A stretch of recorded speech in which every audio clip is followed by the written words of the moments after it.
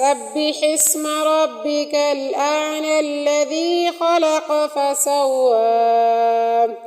والذي قدر فهدى والذي أخرج المرعى فجعله غثاء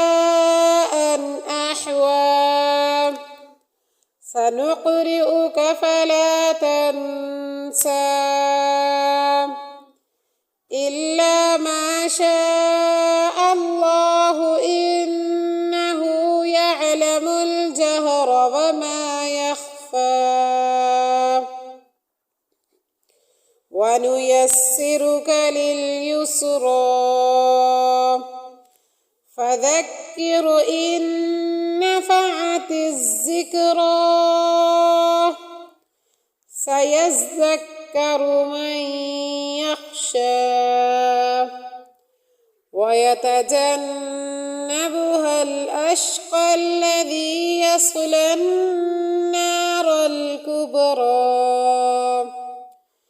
ثم لا يموت فيها ولا يحيا قد أفلح من تزكى وذكر اسم ربه فصلى بل تؤثرون الحياة الدنيا والآخرة خير وأبقى إن هذا لفي الصحف الأولى صحف إبراهيم وموسى